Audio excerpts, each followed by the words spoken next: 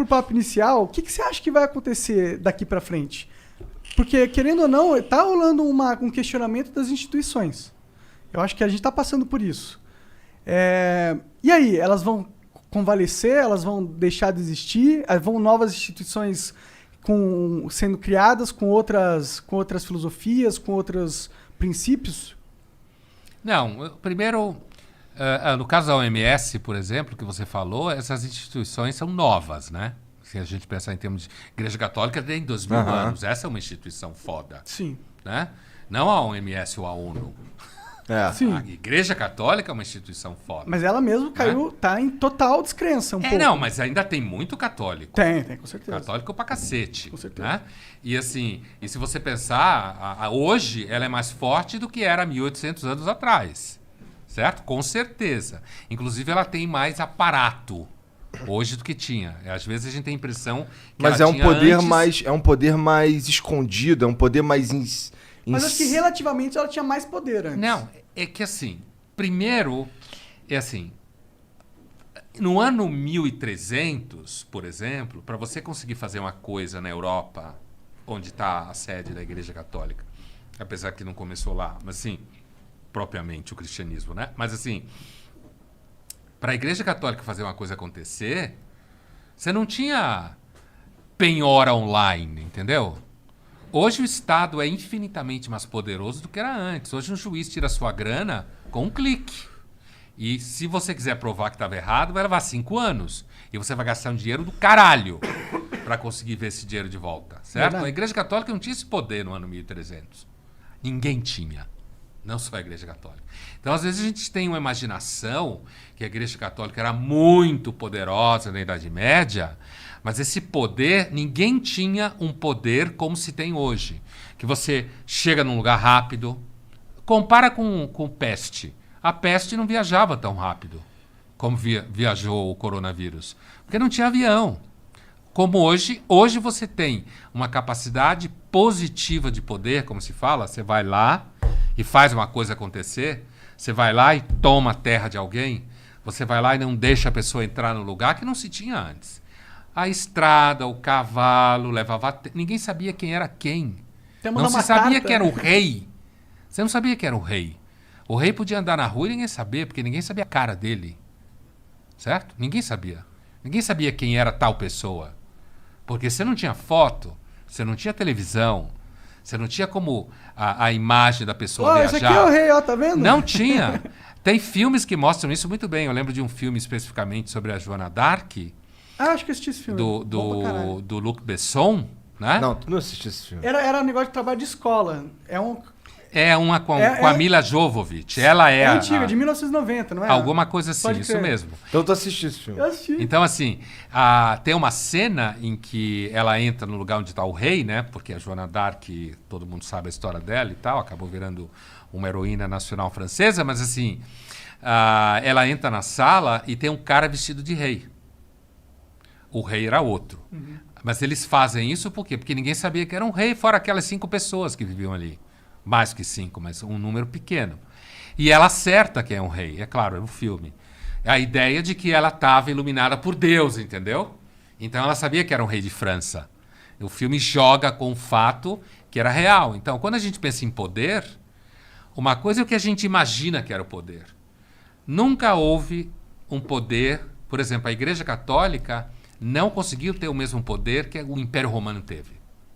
O Império Romano, para a época, teve um poder do cacete. Fez estrada, fez esgoto, fez aqueduto, montou esquemas de escola, certo? Organizado militarmente e tal. Então, quando você pergunta o que eu acho, quando fala da OMS, por exemplo, sei lá, daqui uns 5 anos, quando ninguém lembrar da pandemia, porque vai esquecer, como se esqueceu a gripe espanhola, talvez ninguém lembre que a OMS cagou, entendeu? Entendi. Talvez ninguém lembre. E talvez não tenha nenhuma outra estrutura que consiga lidar com todos os conflitos que existe, por exemplo, dentro do mercado da saúde. Porque o mercado da saúde só cresce. Então, ele vai precisar, como já precisa, de algum sistema de contrapeso no conflito entre Estados Unidos e China no mercado da saúde, e a OMS faz um pouco esse papel, entendeu? De fazer esse jogo político, de vez em quando dar a vacina para pobre, como agora, certo? Porque o cara não tem acesso, aí ela faz uma presença com vacinas. Então o mundo ele é muito mais complicado do que parece, às vezes. Então não sei se a OMS vai perder toda a credibilidade. Talvez se a pandemia durasse 10 anos, perdesse. Entendi. Entendeu? Fodesse total. Não conseguisse viabilizar vacina, não conseguisse, principalmente para os países mais pobres, não conseguisse equilibrar a pressão entre China e Estados Unidos. Mas como não deve durar, provavelmente, por causa das vacinas e isso seguramente já tem alguns sinais, né? Você pega, por exemplo, Netflix está começando a fazer temporada. Por quê? Porque nos Estados Unidos está começando a poder gravar filme. Por quê? Porque grande parte da população está vacinada. Principalmente ator, atriz, roteirista, diretor. Então, significa que aparentemente está começando a ceder. O que é normal. Já cedia sem vacina. Sim. A gripe espanhola passou sem vacina. Sim. Né? Pode crer. Então, com vacina, é provável que ela comece a ceder. E aí o mundo começa a entrar... Voltar a como tava antes, quando ninguém nem mencionava OMS, essas porra. Eu tendo a ser um pouco... Eu tendo a ter outra visão, pra ser sincero. Eu acho que a gente começou um processo que não vai acabar tão cedo, sinceramente. Qual o processo de questionamento De questionamento. instituições? Eu acho que a população, antes ela era totalmente coordenada pela mídia e o acesso à informação era totalmente limitado. E agora não é. E aí fica difícil você controlar. Fica difícil você se passar por uma instituição mundialmente responsável, não sei o quê.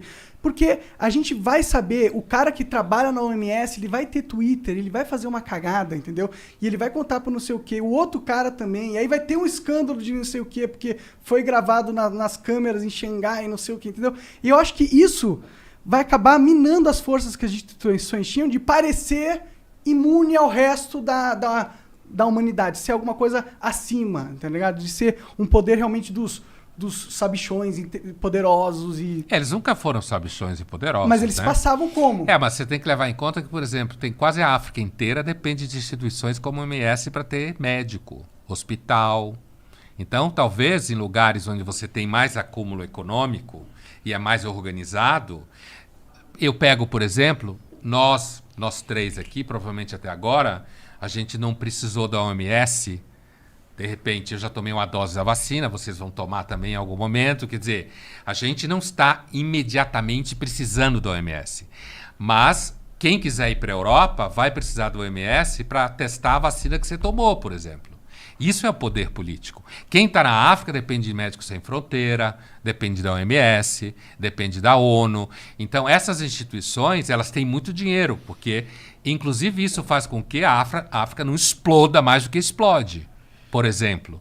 Entendeu? Eu acho, o que você fala, eu acho que é mais visível o que você fala em questões de eleição, por exemplo. O que você está falando. Que você tem uma desarticulação de processos centralizadores por conta da sociedade em rede, que é o que você está falando. Então, nas eleições a gente sente isso já. No Brasil a gente sentiu, Macron foi um efeito disso na eleição da França. E está sentindo agora também. Nos Estados, agora desde a questão dos coletes amarelos, certo? Nos Estados Unidos também se sentiu isso, tanto no Trump quanto para derrotar o Trump agora, certo? Então você tem discussões, porque na realidade as redes sociais também, elas são business, né? Total. Elas são business. Então, uma coisa é um carinha postar um vídeo que vira um escândalo, mas esse escândalo de hoje pode sumir amanhã, né? Que nem cancelamento. Cancela hoje e descancela amanhã. E aquilo que cresce nas redes sociais, cresce porque tem capital dentro. E esse capital está preso numa rede de capital. Então, tem aí um processo que assim, as redes sociais não são livres, como um cara ingênuo acha que é quando está com o celular na mão, filmando a si mesmo em casa. Ele é um tonto que ninguém vai querer saber dele. Quando você cresce, você entra na lógica produtiva do capital.